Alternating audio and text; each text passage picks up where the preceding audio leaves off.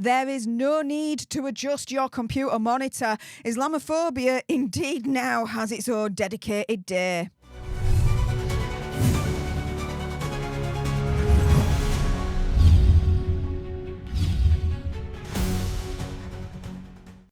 Hey up everyone and welcome to Political Nerds. I'm Steph the Alter Nerd, your nerdy political guide from Washington DC to Westminster and beyond. In today's video I'm going to discuss how Islamophobia now has its own dedicated day in Australia, which, as a side note, I believe would be Keir Starmer's wet dream to have one here in the UK as well. Now, do your own research, come to your own conclusions, and as a disclaimer, I am not inciting hatred to anyone or a particular group, religion, etc. So let's jump into it with this. The Prime Minister of Australia, Anthony Albanese, coming out with this official note.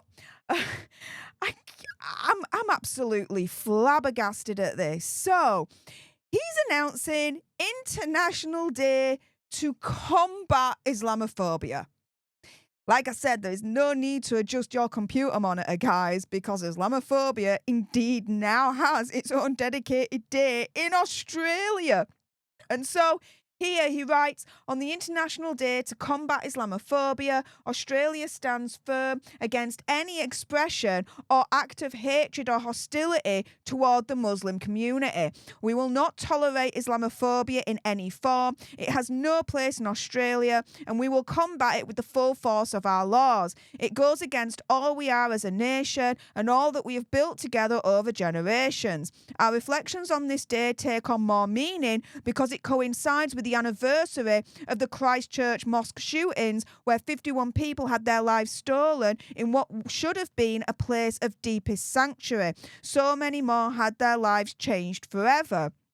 The Muslim community has long been a part of the breadth and the richness of the Australian story, playing an important part in shaping the face of our modern nation. Like all Australians, they have every right to be proud of who they are and to follow their faith freely and openly.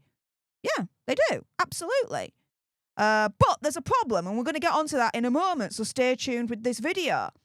He then concludes saying, a central part of our shared Australian identity, indeed one of our greatest national treasures, is the way we celebrate our diversity and our inclusive spirit. That is something to be cherished and upheld, and we will oppose anything that threatens it. Now, this is the thing, right? Believe what you want to believe.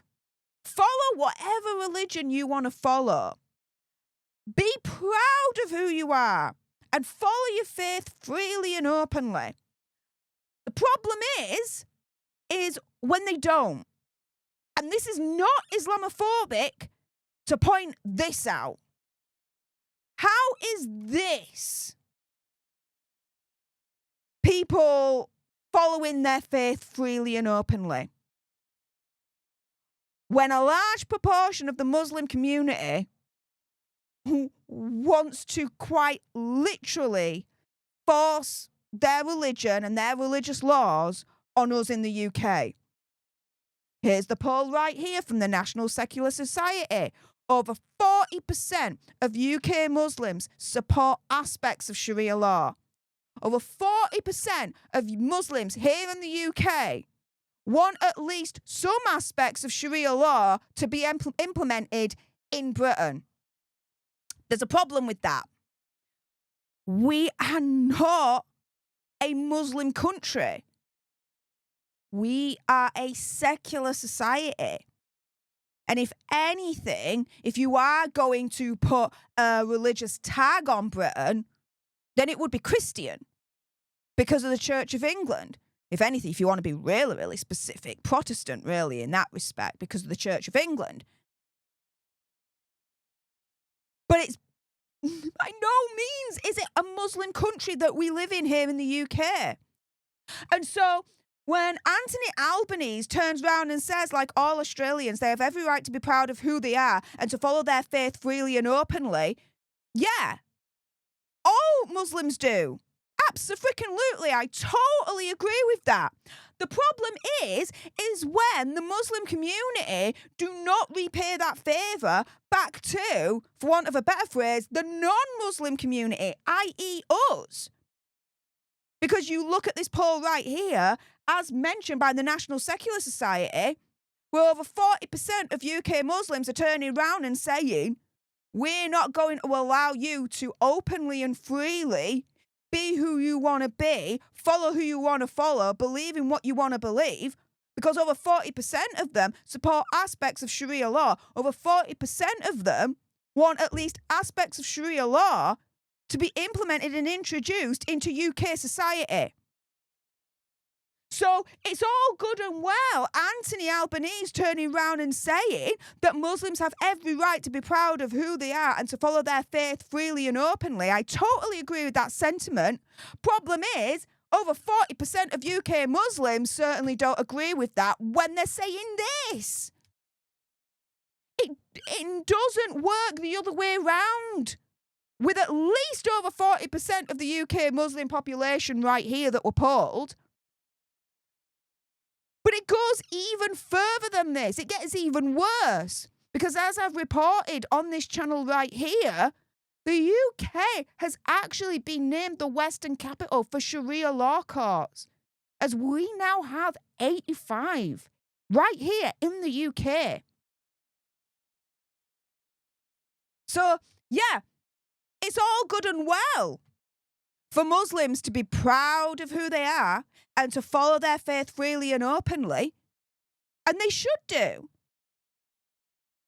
As with anyone else. Whether you believe in Christianity, Catholicism, Buddhism, Zoroastrianism, or any other faith in the world, you have every right to be proud of who you are and to follow the faith freely and openly.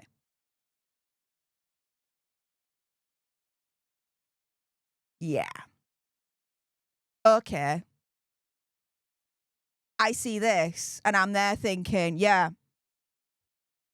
we're telling the Muslim population they have every right to be open and free as to who they want to believe and worship and their religion, which is right to say, but it should be reciprocated the other way around as well. Instead of over 40% of UK Muslims supporting aspects of Sharia law where they want it introduced into UK society. If anyone wants to live under Sharia law, they are more than welcome to do so. You just have to move to a country that has adopted such a law. Like Saudi Arabia, go there. Why try and force it here in the UK? It's insane. And what's more insane is that Australia has now got a day for Islamophobia. How about a day for Christianophobia, right? Think about all the artifacts, all the buildings, all the statues that are rooted in Christianity, that those of the Muslim faith have destroyed.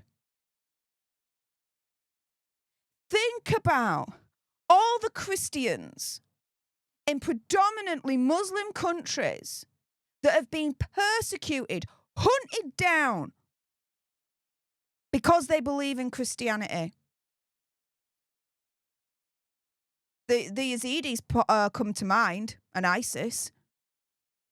ISIS hunted down the Yazidi community, killed them. And when they got the female population of the Yazidi community, even worse, they enslaved them in the most disgusting, abhorrent way possible. So you can have an Islamophobia day all you want, but let's keep the same energy here. Because the persecution is going both ways, right? There are certain sectors of the Islamic community in the world that are persecuting other people because they are not of the Islamic faith, because they are of the Christian faith, whichever sector of the Christian faith they may be in, right? But oh no, Anthony Albanese isn't quick to jump on and be like, oh, we're going to have a Christianophobia day as well, to combat those that are persecuting people just because of their Christian faith. No, no, no, no. This, to me, just doesn't work. It just doesn't work whatsoever. Again, he is right to say that the Muslims have every right to be proud of who they are and to follow their faith freely and openly, as long as a caveat, they repay the favour the other way around. But when you look at the UK Muslim community, over 40% of them don't look like that's the case. What do you guys think? With that being said, if you appreciated this video and you want more, and believe me, of course, there's going to be more. You do not want to miss my next video. Then make sure you subscribe to join our Alter Nerd tribe here at Political Nerds. Like, share, comment down below your opinion, conspiracy theories, whatevers. Do you think there should be an International Islamophobia Day? What do you guys think? Let me know in the comments down below. Thank you so much for tuning into this video. I appreciate all your faces. And until the next time, you guys, laters.